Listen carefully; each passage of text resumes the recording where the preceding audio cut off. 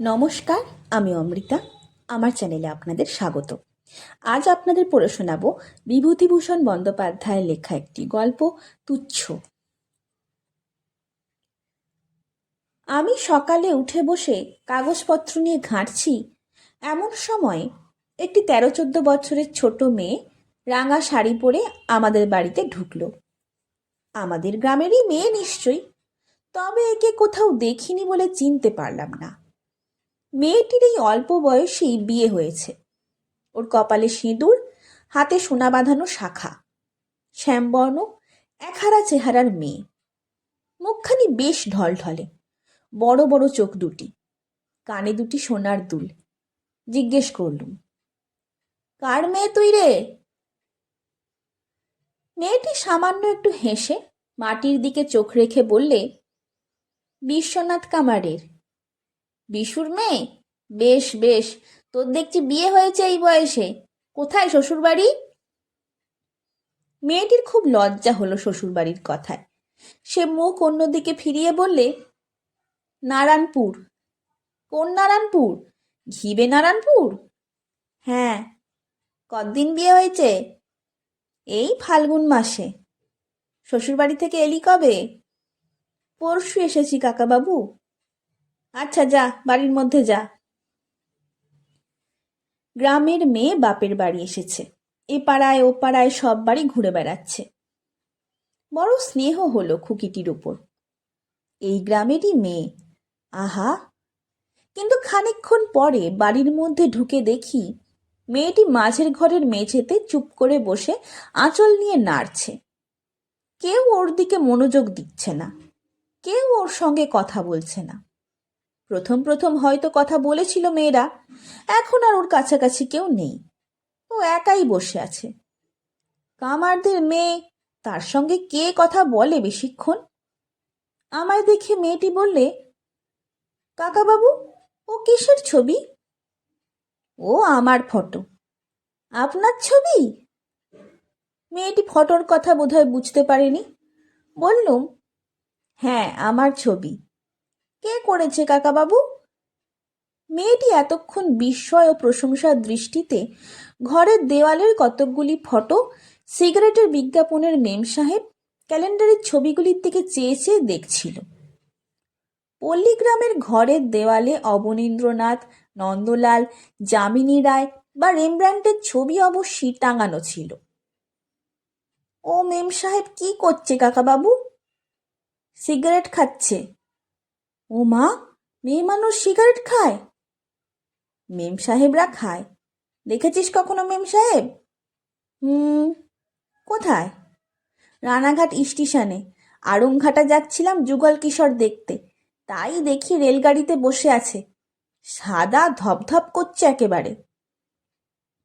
দেখলুম ও একা বসে থাকলেও দেওয়ালের ওই অকিঞ্চিৎকর ছবিগুলো দেখে বেশ আমোদ পাচ্ছে।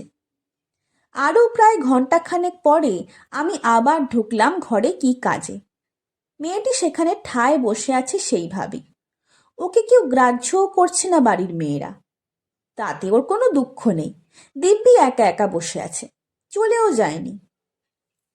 ও যে আমাদের ঘরে ঢুকে মেঝের ওপর বসে আছে, এই আনন্দে ও ভরপুর। দিব্যি লাল রং দেওয়া মাজা ঘষা মেঝে, ঘরের বিছানা আসবাবপত্র দামি নয়, কিন্তু পরিষ্কার পরিচ্ছন্ন। দেওয়ালে যে শ্রেণীর ছবি সে তো বলাই হলো। একখানা টেবিল, একটা চেয়ারও আছে। টাটার টেবিল ল্যাম্প আছে একটা। কতকগুলো মাটির পুতুল, যেমন গণেশ জননী, গরু, হরিণ, টিয়া পাখি, রাধাকৃষ্ণ প্রভৃতি। একটি কাঠের তাকে সাজানো আছে। গৃহসজ্জার এই সামান্য রূপই ওর চোখে আশ্চর্য ঠেকেছে।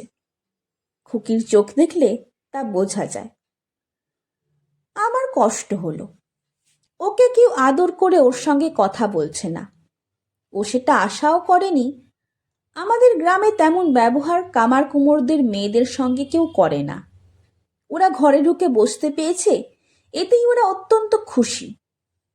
আমি তেল মেখে নাইতে যাব।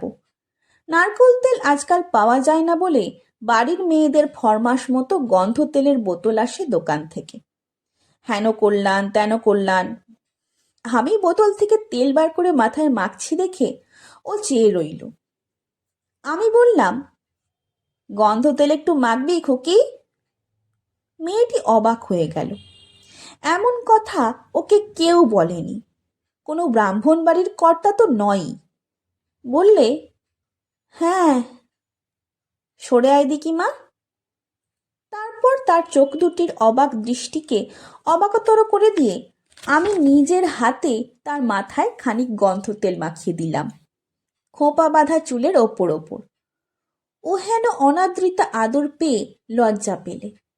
বললাম, কিরকম গন্ধ? চমৎকার কাকাবাবু। কি তেল বল দেখি? কি জানি। খুব ভালো গন্ধ তেল। ভারী খুশি হয়েছে ও।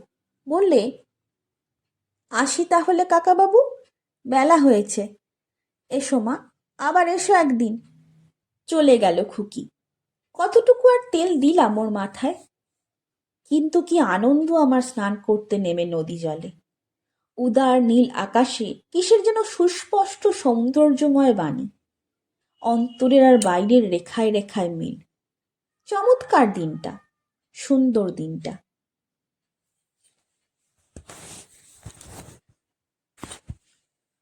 শুনছিলেন বিভূতিভূষণ বন্দ্যোপাধ্যায়ের লেখা একটি গল্প, তুচ্ছ। গল্প পাঠ কেমন লাগছে তা আমাকে কমেন্টের মাধ্যমে জানান। যদি ভালো লাগে তবে লাইক, শেয়ার এবং সাবস্ক্রাইব করে পাশে থাকবেন। ধন্যবাদ। নমস্কার।